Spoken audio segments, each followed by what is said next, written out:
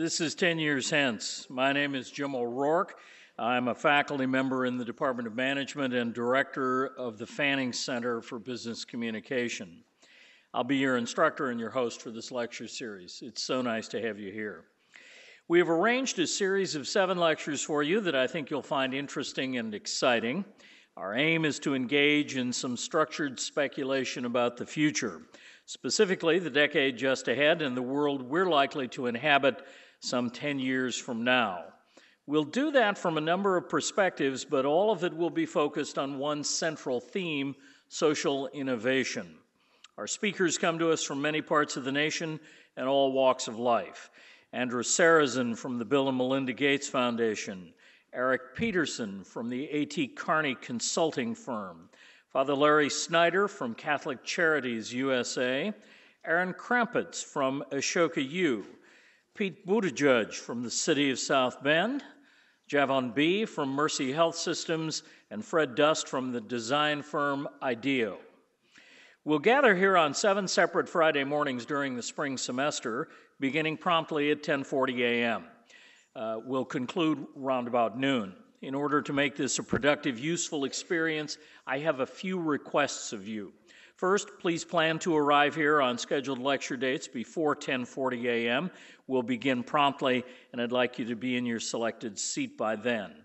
Second, please pick up a copy of the syllabus and make notes of the dates on which we'll gather here. If you're enrolled for the course, I've emailed you a PDF version of that document, which you will also find on the Mendoza website. Third, please give our guest lecturers your full and complete attention. This means my preference for you to be fully awake and engaged in the process. No trips outside the lecture hall barring a genuine emergency of some sort. Fourth, please turn off your cell phones, iPods, iPads, laptops, and whatever else you may have that is battery powered. Please see to it that nothing electronic interferes with our ability to learn from our time together. Fifth, if you are enrolled in this course for credit, you will be required to attend all 7 lectures. I'll handle exceptions to this rule personally and have not planned for any unexcused absences. If an absence is justified, excused, and documented, you will still need to make up the work by attending and summarizing either another lecture on campus or the digital version of this lecture. See me for details. Finally, if you're enrolled in this course for credit, you will receive a color-coded stamped attendance card at the beginning of each lecture. Please print your name on that card along with the last 4 digits of your not social security number, your student number. Sorry about that. Privacy intrusion continues unintentionally. At the conclusion of each lecture, we will place receptacles for those cards at the entrances on the 1st and 2nd floor. Please deposit your card as you leave. If you don't give us your attendance card for all 7 of the lectures, you're unlikely to receive credit for the course. When our speaker concludes his remarks today, we'll offer you an opportunity to participate by asking questions. We have wireless microphones available, and we'll ask that you wait for those to come to you.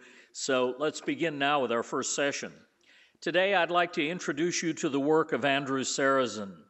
Dr. Saracen is a senior program officer in the Global Health Discovery Division at the Bill and Melinda Gates Foundation, leading a team on new scientific approaches and technologies for maternal, neonatal, and child health. He founded and led Grand Challenges Explorations, an early-stage medical research fund that has attracted ideas for more than 20,000 scientists in 100 countries, resulting in more than 400 projects. Previously, Dr. Saracen held a faculty position in the zoology department at the University of Oxford, conducting research on infectious diseases and teaching courses on the biology of disease. He received his doctorate from the University of Oxford, where he was a Rhodes Scholar for work on the developing of new genomic technologies to accelerate the design of new drugs and vaccines against malaria. Dr. Saracen is a member of the Notre Dame College of Science Advisory Council. He received his undergraduate degree from Notre Dame as well. He's also served as an advisor to a number of biotechnology and IT startups, to Scientific American magazine, to the New York Academy of Sciences, and has served as a contributor to several working groups of the World Health Organization. Ladies and gentlemen, please help me welcome Andrew Serazin.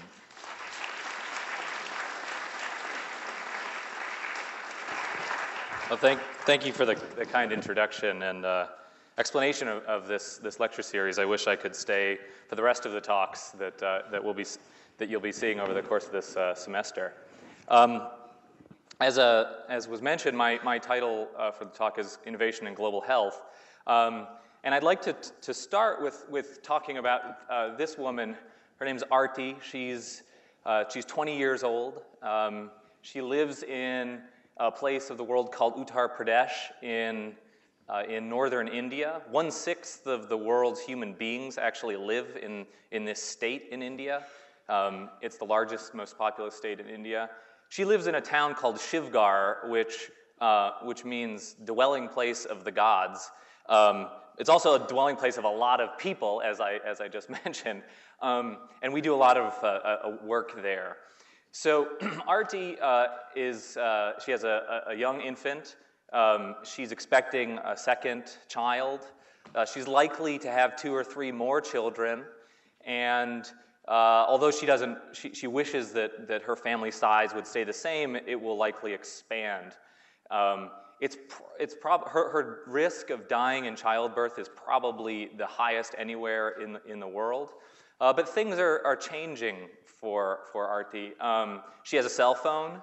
She's traveled to the city much more than her family members who are of an older generation. I took this picture last year showing just sort of the beautiful nature of her sari and her care for her child. What you don't see in this picture is a theme, I think, that will come out in today's talk and some other talks later, which is the idea that although there's there's not very much physical infrastructure in many places in the developing world, there's a tremendous amount of social infrastructure. So what you don't see here is that sitting on sort of her immediate right here are a group of, and she's sitting with her peers, are a group of mothers-in-law who really surround Arti's life, are major decision makers in what she can and cannot do, and influence her life in various ways. So if you're trying to sell a product to Arti or trying to get her to adopt a specific behavior like breastfeeding, which is very low in this region, it's one of the projects that we're working on. You need to consider not just her as the consumer or the beneficiary or the target. You need to consider the surrounding social infrastructure, and hopefully that will come out in some of the examples that I bring out today. So my talk is really about 2 things. One is that, in contrast to what you may be seeing on the front page of the paper right now, in the U.S. certainly, and doom and gloom in Europe, financial industry, ethical failings of our leaders, that for the most of the people in the world, even the poor, the world is actually getting much, much better, and it's getting better faster. So that's one idea, and I'll talk specifically about my work in global health issues. Secondly, the second idea is that in the next 10 years, that there are innovations that are currently created for the poor or by the poor will actually have a way of impacting our lives in the United States and elsewhere. Some people call that reverse innovation or blowback kind of innovation. There's various names for it, but it's certainly a phenomenon that's happening, and I'm going to go through 4 examples of that. First, I'm going to tell you a little bit about the Gates Foundation, where I work. I've been there for 5 years, and it's founded on the fundamental belief that every person deserves a chance to live a healthy and productive life, that sort of by historical circumstances, the great wealth that was amassed by Bill and Melinda Gates and subsequently Warren Buffett, actually there's a responsibility along with that wealth to reduce inequity worldwide.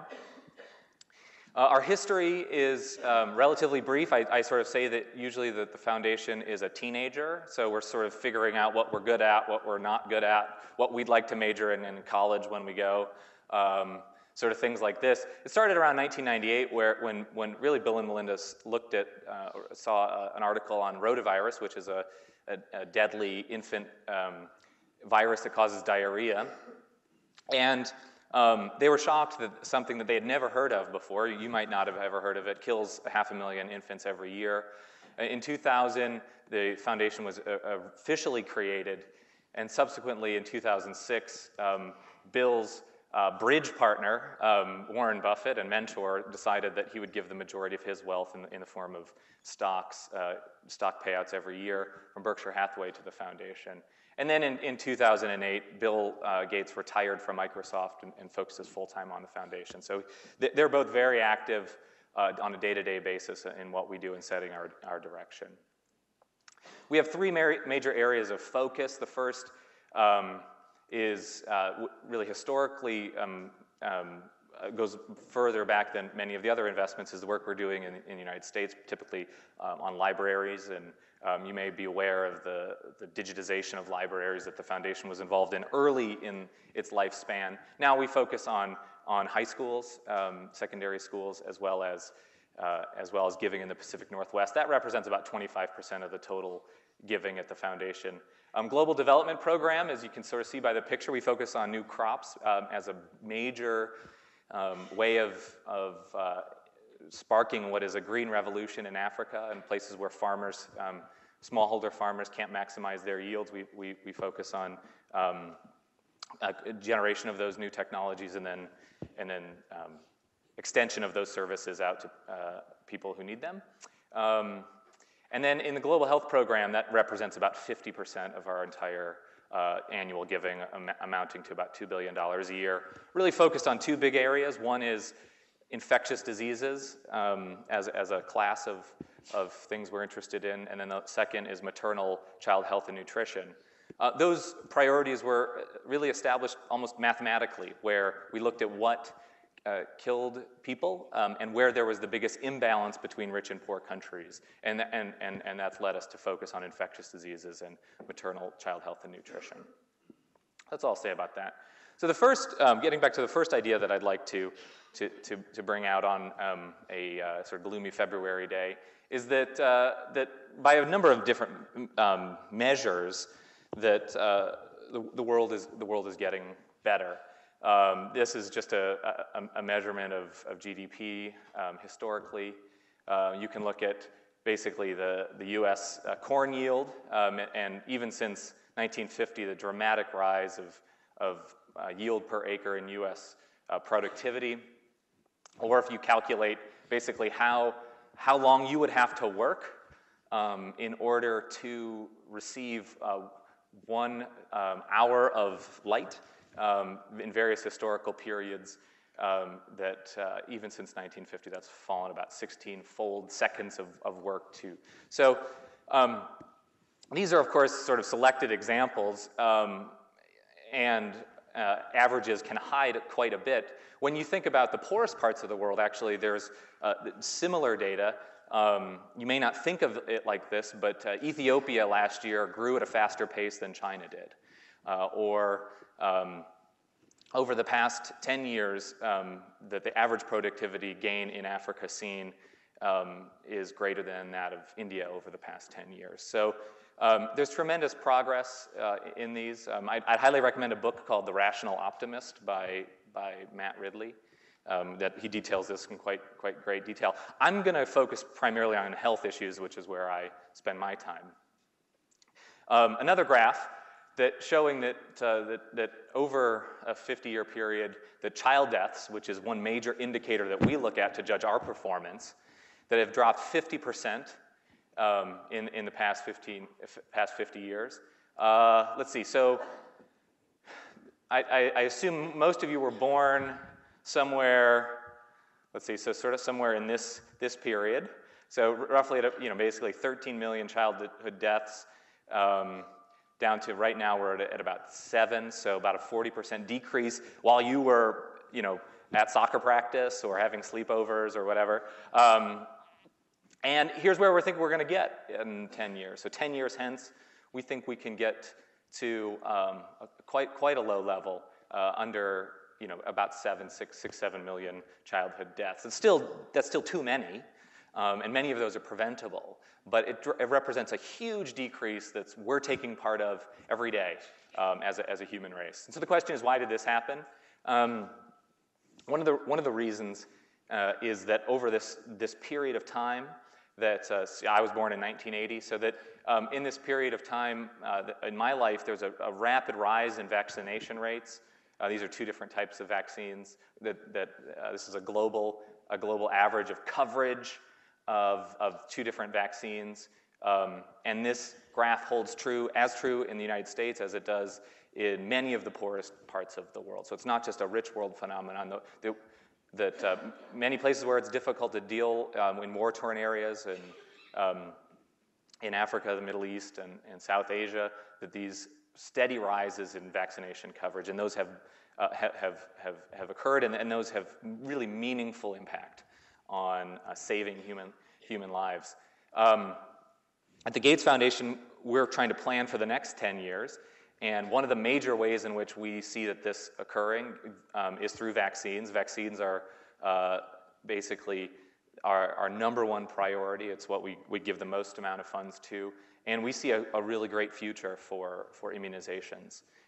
Despite, I think, challenging work environments and challenging funding environments, we see that over the next 10 years, there'll be between 12 and 14 new product launches across. These are just different types of currently licensed vaccines. I don't expect you to, I'm not going to go into this in any detail, but either current products being improved upon, or future vaccines that may come out for vaccines which we've never had a vaccine before. So malaria is a good example there. Let's see. So we expect a dengue vaccine, for instance. And so this is sort of our product portfolio as the Gates Foundation looks into it. The second reason is actually that there's been greater access over the past 10 years to life-saving treatments. And you can break that down into three big buckets. One is, in the case of AIDS, the number of people getting drugs, life-saving, life-extending drugs. They're called antiretrovirals, or ARVs. Has gone from essentially nothing to over 3 million people on treatment that weren't on treatment before. Same thing with TB. Number of cases detected. Diagnosis for TB is a huge problem, and there's been new technologies that have in part been financed publicly, but in part financed by private sector organizations that have led to really a tremendous scale up in tuberculosis treatment and detection.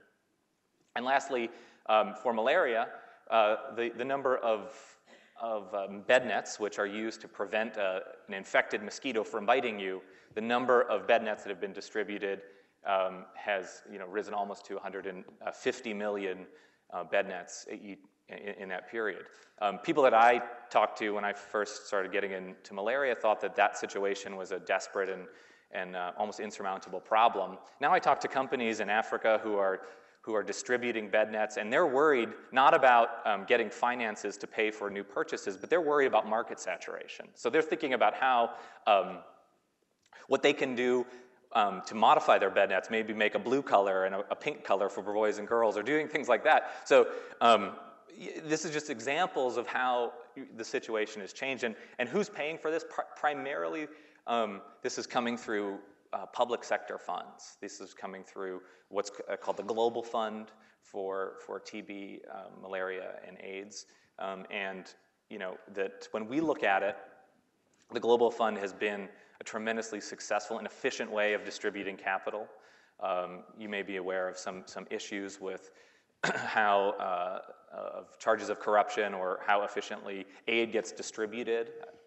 But I think we feel like that's the small minority of cases where aid doesn't actually go, and these numbers really show tremendous progress. So those are just some examples of, I think, where we've come and where we think we can get to. The second sort of part of my talk, I'd like to talk, sort of centers around this quote, which says, the future is here, it's just not well distributed. That comes from a science fiction writer, William Gibson, who basically gave up trying to sort of forecast the future and looks at specific communities where innovation or new ideas are occurring, and as a forecast for where for how those ideas will impact people in the future. And so the second part, I'm going to give some examples of this now, is where we think there are innovations that are occurring primarily with the target audience of helping the poor, but actually we can see how that they would come back and change how we do things in the United States. So the first, I'm going to go through 4 examples here. So the first is in maternal health, second is in newborn care, third is in diagnostics, and because this is a business lecture, I'm going to talk about incentives. So examples of where innovations in global health can teach something to everybody. So the first one is from the field of maternal health, and this is a picture of forceps from an ancient, well, not ancient, but a 17th century medical textbook. And forceps are used to aid in the delivery of a newborn. And essentially, these specific devices is an interesting history. They were originally discovered by a family of Dutch Huguenots who came to London, and they kept it a secret for 150 years for fear of prosecution or persecution. And so the barriers to innovation in the field of pregnancy include a taboo of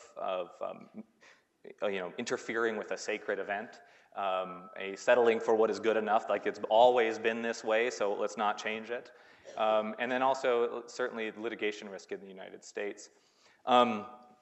On the right-hand side is a prototype of a device which was invented by an Argentinian car mechanic who was, yeah, it's sort of funny. So the story is that he was looking at his workers who were taking a break one day, and they were playing around with a wine bottle, and they had a cork in the bottom of a wine bottle, and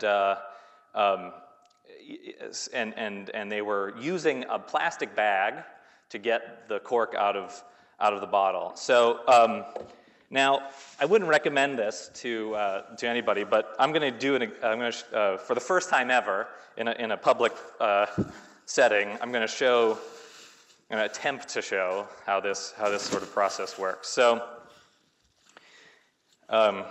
let's see, who's up close here? Do you notice anything different about this wine bottle? Is this? Can you confirm that this is a? Yeah, looks. Yeah. Okay. Well, I got this from the Morris Inn, and they're a reputable place. So okay. So the process is as such. I take a plastic bag, and you can replicate. I think that if anything, this lecture would be good for giving you something to tell your friends and impress them. Maybe if it works. I can't guarantee this. And it probably undermines whatever else I'm going to say today, if it doesn't. Okay, so you take a plastic bag, you put it in, and then you essentially get the wine bottle, the wine cork down here. You inflate. So you see, he says. Okay, so you inflated it. Let's try it again. Okay, so then you pull, and the cork is out. So, that went better than expected. Okay, so now, the Argentinian car mechanic said, this is exactly like what happens when you're giving birth. And so I mean, literally, he said that, and then he contacted a local doctor in Argentina and came up with a prototype device that works on the same principles. It's got an applicator here and a plastic bag. The applicator not something that's there, but it helps. You essentially insert the plastic bag over the head of the baby, and you inflate it so it cups down here, and then you pull out, and you need much less force than a pair of forceps. And this is important to meet. It's simple that unskilled health providers can use this device, and now it's currently in clinical trials. You can see videos of this at odondevice.org. It's been taken up by the World Health Organization. This could replace forceps in the developed world. So, second example is that of skin-to-skin care. It's called Kangaroo mother care in the public health field. Typically, a low birth weight baby or a baby who's preterm and needs warmth in the United States goes in, gets underneath a heavily or highly expensive, heavily medicalized device like this that provides warmth. Provides also temperature sensing, so you can monitor the baby at very close intervals. The problem is that the typical stay in a neonatal intensive care unit costs per day between $3,000 and $5,000. And these devices, if you look at how they're evolving over time, they're just getting more and more complicated. So less and less, or higher and higher training necessary to operate these devices, partly due to low sensitivity to cost, and also there's sort of an obsession with providing the absolute best, most highest tech solution possible. A Colombian physician over 30 years ago invented what he called a kangaroo mother care, which really isn't an invention. It's just taking advantage of some of that social infrastructure that I was mentioning. Women in the developing world will stay with the baby every single day. They'll have to travel between 4 to 6 days sometimes to get to the hospital, and they're not going to leave. Also, that's overcrowding, lack of equipment that's maintained correctly. And then an issue of infection control. So the idea here is that you take you essentially provide for skin-to-skin contact between the baby and the mother, providing warmth, providing access to breastfeeds, and most importantly, love. And so there's stimulation that occurs between the newborn and the mother, and that has been shown to help in brain development.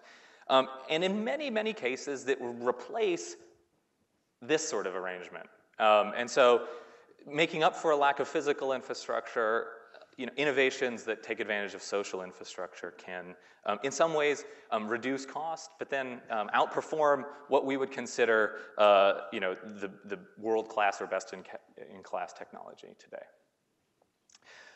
Third is in the area of diagnostics. It's a tremendously innovative technical field at the moment.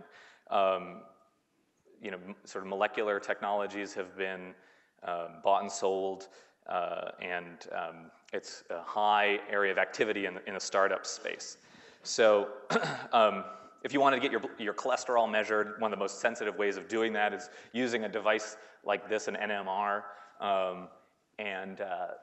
These cost thousands of dollars. They take a long time. The barriers to innovation in this case include competitive intellectual property landscape, so startups can't access technologies that other startups may have because of the freedom to operate issues.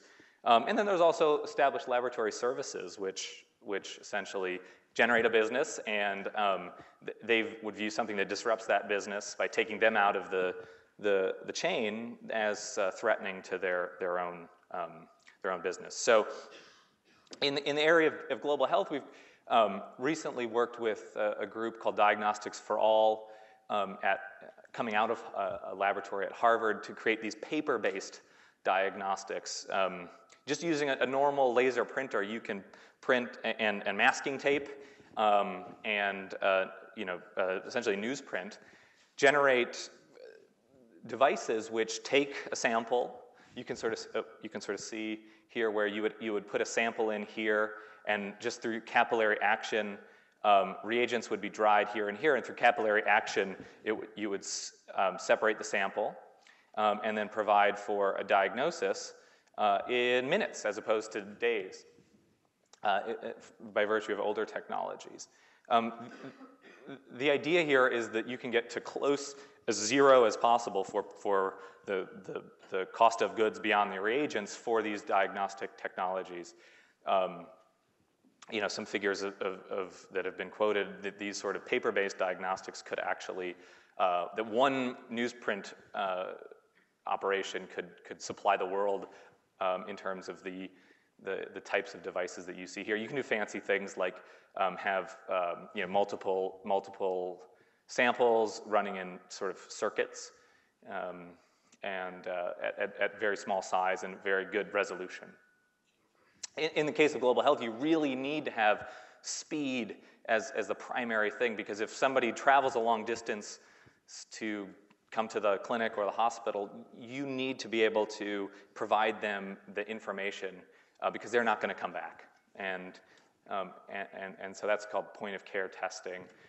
This can be done. Multiplex means that you're doing multiple tests at the same time, and ultimately cost will determine whether that diagnostic is successful. These sort of diagnostics certainly could enter the marketplace in the United States and rapidly change the cost structure of how you get tested for almost any kind of health condition, whether it's glucose, cholesterol, infections.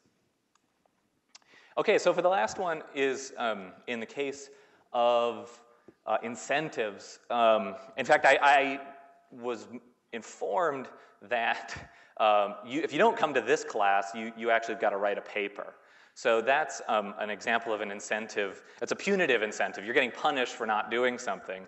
And that's very typical, actually, of sort of incentive structures that we see, certainly in public health, for no smoking bans. You like to ban something or shame somebody into do something, or make it impossible, or banning selling of Happy Meals, sugar tax. Various, New York City wanted to implement a sugar tax, and many other cities have wanted to do that. Same problem, so you've got a behavior that's a negative behavior, and you want to encourage a change in that behavior. In global health, this was from the field of maternal health. This was that 90% of women give birth at home, and they wanted to shift that population into a facility where they could receive skilled attendance at care. But there's a tremendous barrier to transport, that there's high mortality when the women give birth at home. And so instead of using some sort of punitive measure like this, they use the good old-fashioned monetary incentive to change people's behavior. And this is a scheme sometimes known as a conditional cash transfer, where basically the cash is transferred on the basis of a condition being met, or pay for performance is another way to call that. So this was implemented in the early 2000s in India. It's the largest one of these programs ever run. Essentially how it works is that a woman who gives birth at a facility gets paid. They get paid quite a bit, actually, in comparison to what they would earn in daily wages. So, if you're making $2 a day, that's a month's, it's 18 days' wages for delivering in a facility. But not only that person, but also the woman who brings the pregnant woman gets paid as well. So they get paid roughly half that.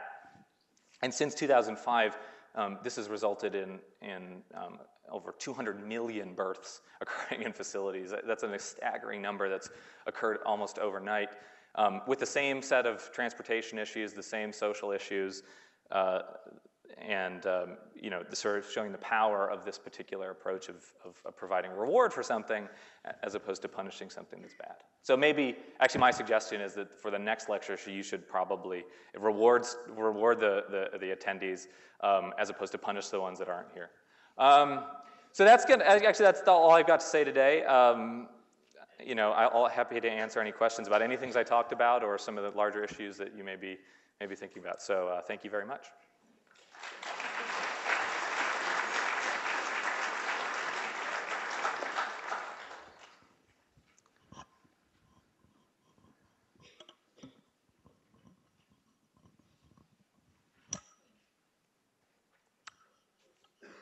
Andrew, let me begin. Yep. Let me begin. Andrew, I don't want bit about mosquitoes, and I'm wondering if you remember the famous George Craig. I do. I do. George told me at one time, he was a Notre Dame professor who studied mosquitoes and mosquito-borne disease. And he told me one time that he thought that mosquitoes were at a tipping point at which humanity could never recover, that the mosquitoes would win. And I'm wondering where we are along that scale now. Is mosquito-borne disease a much more serious issue? And then the other unrelated question has to do with terrorism, and I'm wondering how difficult the provision of healthcare is in developing nations in the face of organizations like Al-Shabaab or Boko Haram, which clearly pose a barrier. So, mosquitoes and terrorists. Well, they're not far apart, actually. It's probably a similar answer to both those questions. Well, I talked mainly about human behavior here. I didn't really talk about vector-borne diseases. In many cases, humans are the hardest, system to operate in with because they have a mind of their own. Whereas mosquitoes, you can kind of count on. So vector-borne diseases actually, by virtue of their life cycle, are easier to deal with. And in the case of insecticide-treated nets, that's shown huge results. So I actually think that probably when Dr. Craig made that statement, he was right. I think now the data are that I think we're about to see a major drop in malaria, for example, by virtue of a number of different means, but partially by targeting the vectors of disease. The basic, if you did the basic math works like this, that in many places of Africa, if you calculate how many mosquito bites you would need per year to sustain transmission, so sort of sustain an epidemic, how many mosquito bites would you need? And then in many places in Africa, that rate is about 1,000 times this threshold. So that's not true universally, but it's also, there are some places where you'd have to lower the mosquito level, or at least the amount of mosquitoes biting people, by about 1,000-fold in order to eliminate that problem. But one of the areas of technology which is very, very exciting is an area where we're trying to introduce mosquitoes which actually don't transmit diseases, and use that, and those mosquitoes would outcompete local varieties and therefore replace them eventually. And so that's actually looking quite promising. The technical details are baffling, but that has been used in many other pest control projects in the United States for livestock pest control, where you replace a population. So I think, so with terrorism, so if you look at polio is a really good example of this today. India just celebrated a year of being polio-free. So there haven't been any active cases detected for polio in India. This is the first time ever that this has occurred. Now, if you go to Pakistan, different story. If you go to Afghanistan, different story. Chad, Southern Sudan, Nigeria. So the places where polio is still found today are also the places where governance and political instability dominate. We're trying to get to zero with polio. I think my general take on that question is that you can do a lot in those places. The vaccination rate, coverage rates that I showed are slightly lower in some of those war-torn, unstable political situations. But you can't get to zero. You almost need total control there. So that's just going to be a huge problem for diseases in which we hope to eradicate. But you can do a lot even in those places. So thanks for the question.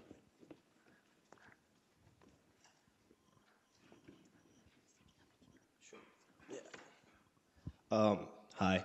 My question is, how does the Gates Foundation view population growth? Because it sounds great that you're doing all this stuff with incentives and paying women to have children in the hospitals, but to me, it kind of sounds like you're just paying people to have babies, whether or not they can provide for them.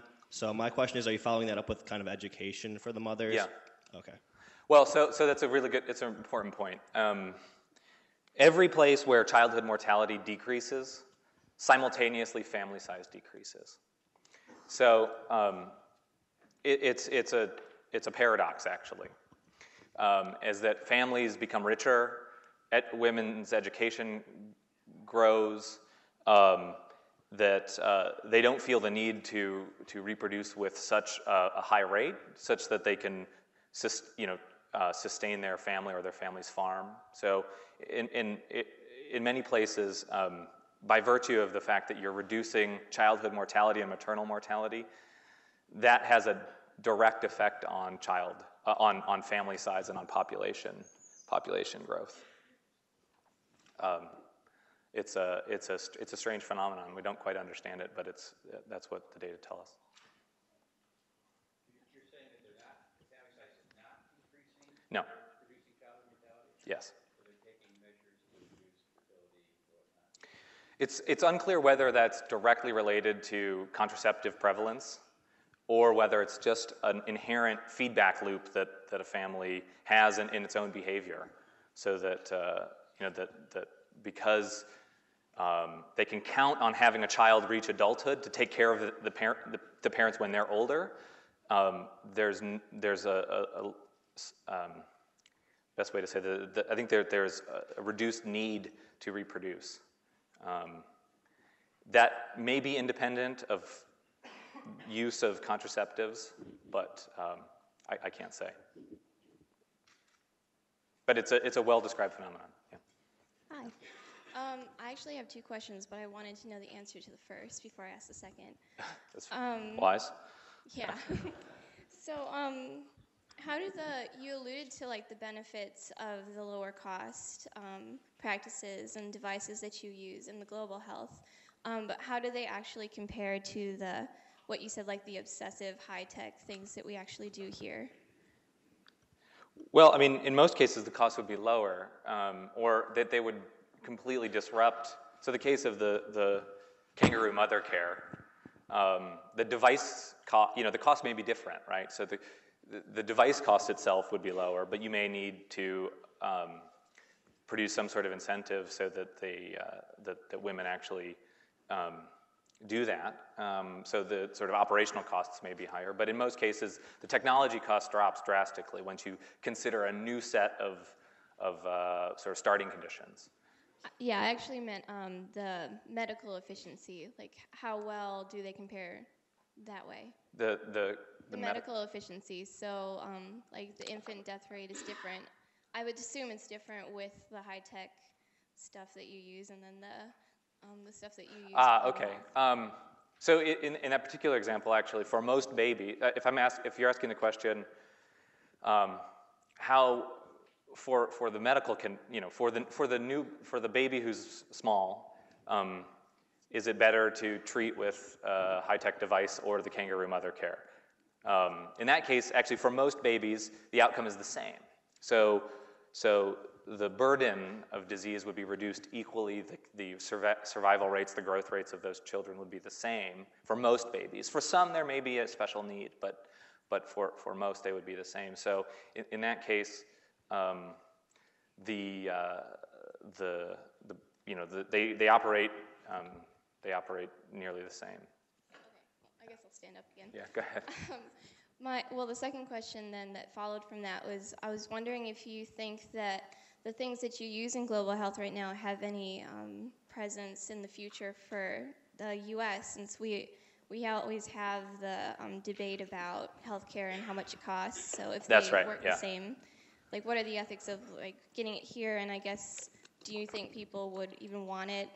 Well, that's one of the major points that I was trying to make, was this issue that we have some innovations which were developed for the poor that you could see completely disrupting the cost structure of U.S. healthcare, as an example. So instead of buying a lot of medical equipment, you could adopt a behavior that prevents the need for that medical equipment, and then there are incentives that you can use to that.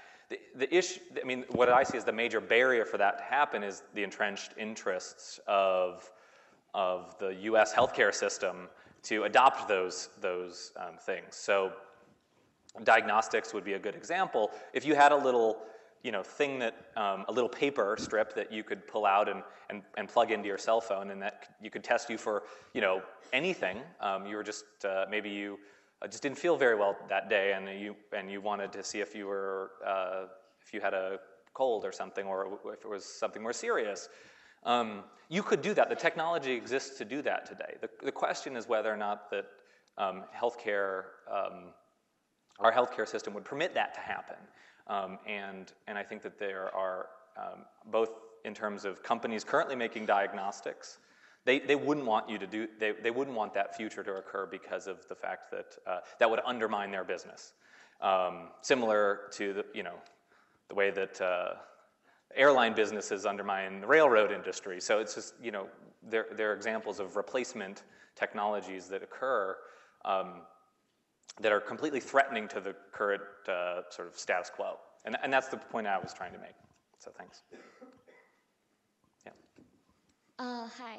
Going back to what he said about incentivizing mothers in India to give birth in a facility, is there anything that you do to approach like the female infanticide in India? Because I know a lot of the times they do not want to go to hospitals because the family wants to, if it is a girl, then... Yeah, it's an excellent question. Yeah.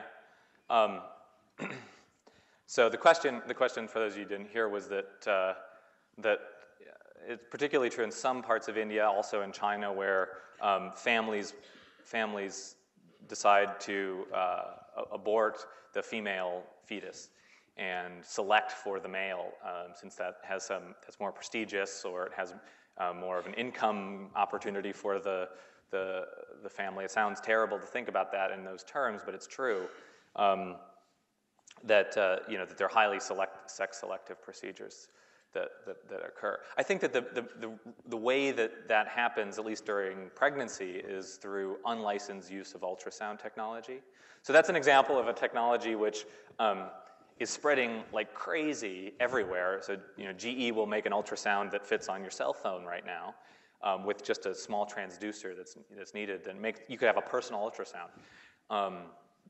But you do need to think about issues of sex selection there, and how inadvertent use of that technology could actually cause net harm as opposed to net benefit. So, I mean, there are various ways that you can solve that problem. One is by actually, you can, obviously licensing those who can use the ultrasound, or you can even take fancy approaches to say that, that the software that's in the ultrasound machine actually won't provide an image that it makes it possible for you to determine the sex of the baby.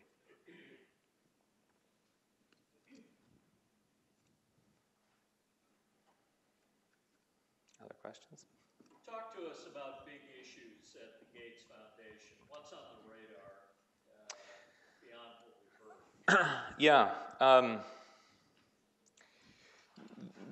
I mean, so as I sort of said, I think we're tremendously optimistic about a pipeline of new products that are going to be available that never have been available for poor people before, and that's mostly true in that's especially true in vaccines. We've got vaccines for which we've never had vaccines before that we forecast out. Question is how you pay for those, right? And I think that there's a lot that we've done to try and show that investments that governments are making actually are saving people's lives, and communicate that to individuals who, if they knew that that's what their government was doing, they would actually feel pretty good about it in terms of saving those lives. So that's, I think, our biggest fear is the waning of public support for foreign aid generally. Sure, there's ways we can make it more efficient. It's not as efficient as a capital market, let's say, but it's still, and there are ways to make it more efficient in the future. I mentioned the Global Fund as an example of where there's been some corruption in the past, but at least there's a transparent way of fixing that issue. So, don't forget that foreign aid actually matters. There are other ways you can raise finances. I won't talk to some specifics because that's one area that I think in the next few months you'll see a lot of headlines about how do you use basically high net worth investors to invest in as a social venture as opposed to solely a financial venture. So we use things like giving a loan to a business that if their business grows and they can make a product that helps poor people, then we'll forgive that loan. So there are other financing mechanisms that we can use that aren't solely based on public procurement, but that's the biggest worry is how do we take all of the technologies we know that are coming down the pipeline and actually pay for them and distribute them to people that need them. Other questions? Yes? I have a loud voice. I just want to know if the Bill Melinda Gates Foundation does anything with nutrition for prevention. Yeah, nutrition, I didn't really talk about it, but so nutrition is, for these kids right here, actually, you can see nutrition is a huge, subtle burden. So you don't always know if a child is malnourished. And so, for example, these two girls could be as much as, they look about the same age. Maybe this one's a little bit older. But there's a phenomenon called stunting that is basically a growth restriction in children that you have two children who look similar in age, but and similar in height, but one is twice as old as the other. And stunting is being recognized as an increasingly pervasive phenomenon. It has huge impact on particularly cognitive development. So there's a link between nutrition and appropriate nutrition and IQ that people are interested in. The way to intervene to make the biggest impact in the field of nutrition is between conception to 2 years of life. And we have no clue as a science how nutrition really works in the first 2 years of life or between conception to 2 years of life. And that's true for human society as a whole, not just the developing world. So the field of nutrition in terms of the science has really been held back, I think, partly because there's been an assumption that we knew everything we needed to know, but this focus on childhood stunting is actually revealing our ignorance in the area. Questions?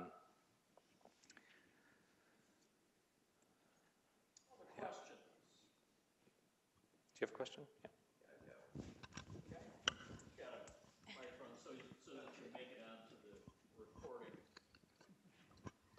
You've shown us some of the wonderful technologies that you have, and you're trying to get them out there. I can just imagine that there are frustrations both with government agencies as well. Well, let's just call them all the governing agencies in these countries you're trying to go to, as well as the distribution system, the healthcare system in the countries.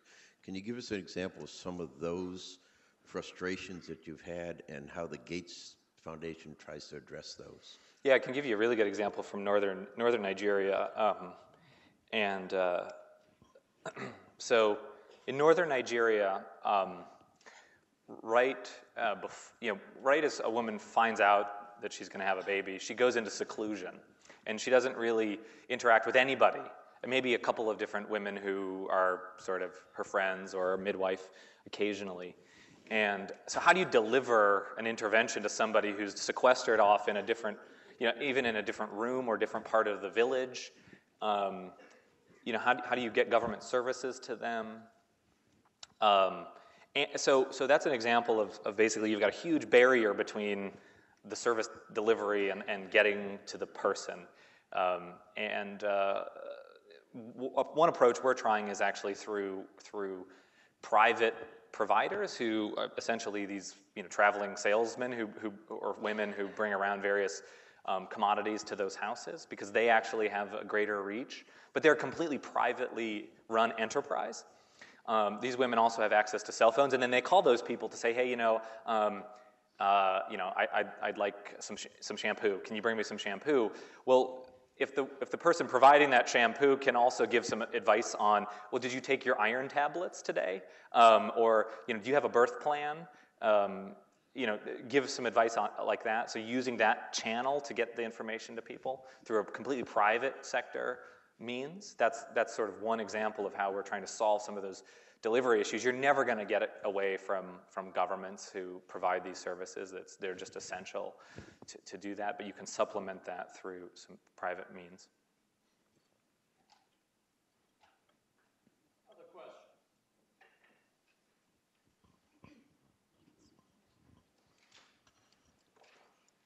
Hi, I just have a question around, you touched on incentives, but in seeing the technology and the threat to technology by using some of these more simplistic systems or diagnostics, how do you incentivize businesses that may be threatened by these more simple procedures or processes? How do you incentivize them to not discourage the use of those other alternatives? Yeah. Well, nothing incentivizes somebody like having a competitor. The question is, how do you incubate some of those alternative technologies such that they grow to a level where they can actually be seen as a competitor? And one thing we're trying to do specifically in the area of diagnostics is set standards for diagnostics. So you have essentially, this was done for the electronics industry. So for like how the USB thing that I put my presentation on, how did the person who made the USB stick know, the USB drive, how did it know to communicate with that? Because they're completely different vendors and completely different designers for that. Same thing is true with a diagnostic. If you've got somebody who is making a test for TB, and they've got the best TB marker in the world, and it's very, very sensitive, but they need to know what their test is, what type of machine that test is going into. And so if you set standards as to how that interface happens, then you can get people working on both the test and then the diagnostic machine. But they don't need to be in the same company. They don't need to even talk to each other. They just need to be aware of what the standards are, and then they can innovate there. So that's an example of how you can get companies to work together without thinking that they're working together. You asked us a little bit more challenging question, which is how do you say, if I'm a big company, how do I incentivize my own company to think more differently about the future of that industry? And and this is a huge topic that pervades every industry you look at. I think where it's been best established is that if you have people in your organization whose job is to come, to scout out for these disruptive types of technologies or different business models. We didn't really talk about business models, actually. That's a different sort of story. But you can't make this somebody's part-time job. You've got to actually make it somebody's full-time job to just do that, and then incubate them against the pressures that exist within any company that want to squash out what those new ideas are. So many organizations have these kinds of like incubators, or Skunk Works is one example of them. Other questions? Andrew, thank you. You're very, very welcome. So, a lovely zip-up fleece good, wearing the good. Mendoza logo. Awesome. Thank Yeah, you thank you very much. Thank you for inaugurating the series. All right. Great. Thank you.